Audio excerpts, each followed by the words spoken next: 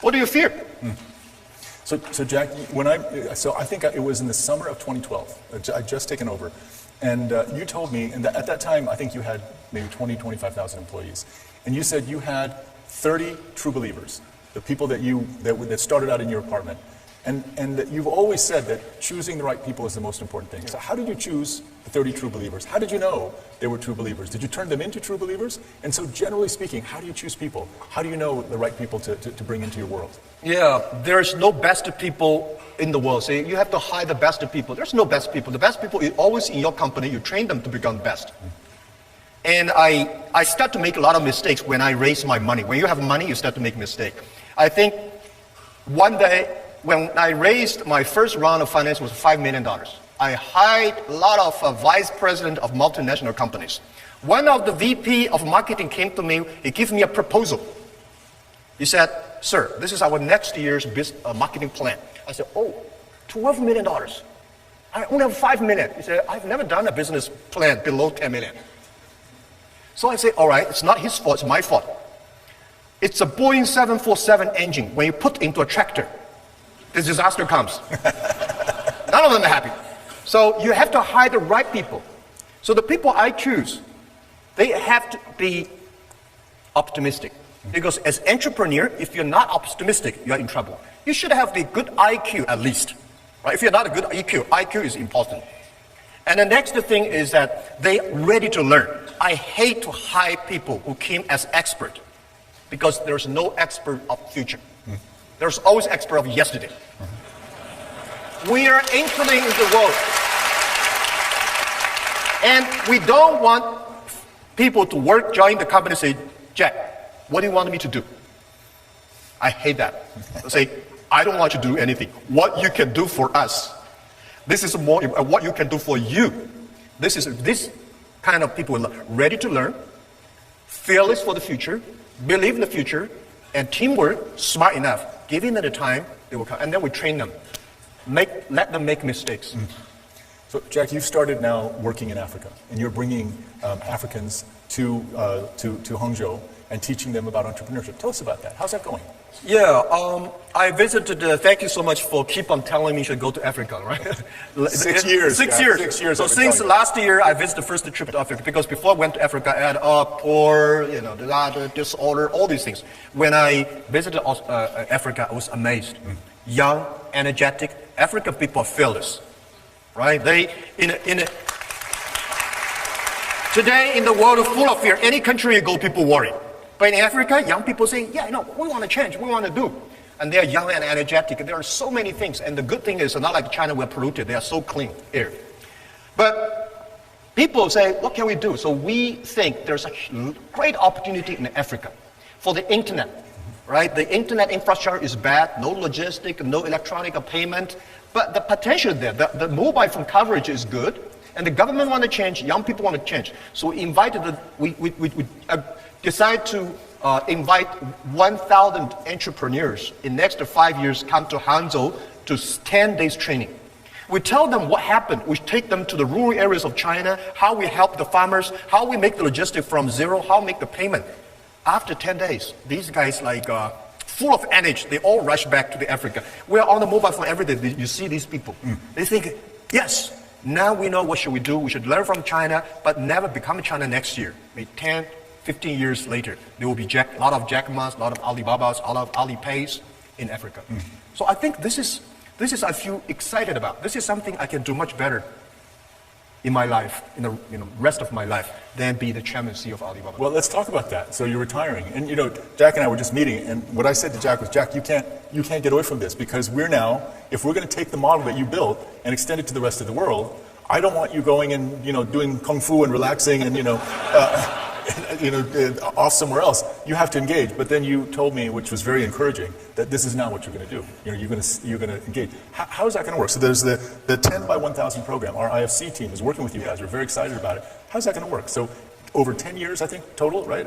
You said 5, but I heard 10. So maybe 10 is we work with World Bank. Yeah, totally. On the 10, 1,000. Next 10 years, every year, 1,000. So how is that going to work? Because you're going to get them excited, that's for sure, right? But what if they go back and there's not the infrastructure or the things that are already, I mean, I'm sure we're going to provide financing with all kinds of things that we'll do. How's that going to work? And how are we going to take that 10,000, the 10,000 people you'll train, and then begin to build the core of what could be the growth model for the future for Africa? How's that going to work? Yeah. For every entrepreneur we invite to China, the first lecture lesson I tell them is about, if everything is ready, you have no value. As an entrepreneur, because things are not ready, that is why the society needs you. Because things are not ready, there's no this, no that. That is why we need entrepreneurships. So this is what I think. And next thing is I retire from the chairman position because to me it's not retire, it's a job rotation. I go back to education. I think education is more important than technology. Operating company like Alibaba, I'm a bit old. But doing education entrepreneur, I'm quite young. Next to 30 years, human beings are facing huge challenge of technology, disruptive technology. A lot of people losing job. The way we teach our kids in the past 200 years are for the industrial period. Machine will do better. Machine will be smarter, calculate faster, remember everything, and they're never unhappy. They're very rational, do everything. So we have to teach our kids, change the education system. Teach our kids, do things the machine cannot do. Teach the kids that can do better than the machine do. So this is what we'll be focused on. For entrepreneurs, the same thing. Tell them life is never easy. Today is difficult, tomorrow is much more difficult, but the day after tomorrow is beautiful. Most people die tomorrow evening. And how can you survive today and tomorrow? That is the key. And we will never teach people how to be successful. Harvard, Yale teach people how to be successful. We want to share people what kind of mistakes we make. It's the mistakes, lessons we learn, we make progress. When people learn too much successful stories, they think they can successful easily. No, that's a wrong way. Teach people how to face the challenges. We teach people a lot of mistakes, failure, not because they will avoid it, because when the mistake, failure comes, how can they face it? How can they challenge this, crack this? This is how we think. So I think this is entrepreneur, that is education. So they're holding up signs telling me we have to stop. But Jack, IQ, EQ, LQ, we learned that today. That optimism has to be a way of life. Right? And curiosity is also important. Curiosity is a way of life. Be fearless. Be humble in the face of the future, because there's no such thing as an expert of the future. The internet, entrepreneurship, education, you also told us about. So there's so many young people here, and not so young people, I see. But Jack, I watched you over 6 years. You were a phenomenon. I mean, a lot of people in China knew about you. My own IFC teams, we had invested in Alibaba early on. They wanted me to meet you. But now you're a global phenomenon. I do remember, though, we met in Davos one year, right after you went public. And you told me, oh, my life is miserable right now. Because you said, at the beginning, everyone said that Alibaba couldn't do anything. And it gave us energy. Now, everyone's saying that Alibaba can do everything. And it's a pain for me. Right? But you've gone through all that now. What would you tell this group of people? What are the most important lessons that you've learned in this really extraordinary life you've led? Yeah. Well, I think young people are the hope. So for me, if I want to keep my hope, I spend time on the young people.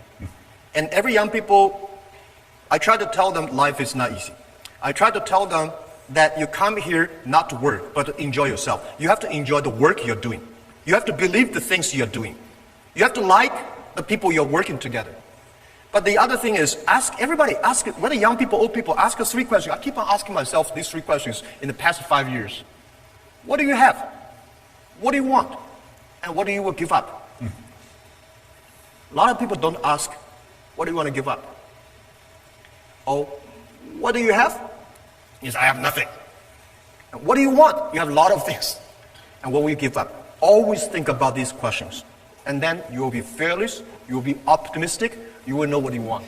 And this is where you're going on that, you will never sort of get lost. Wow. Thank you, Jack. That's amazing.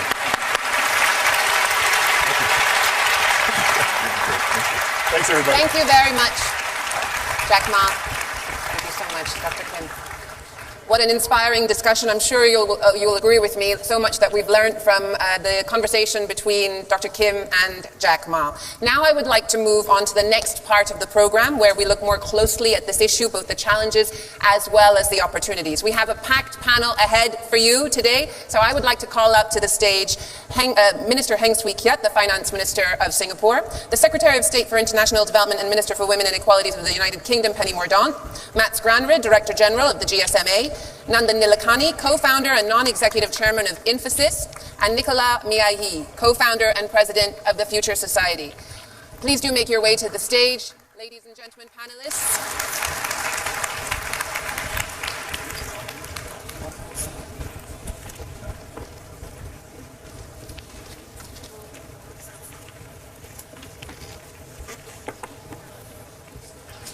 Thank you.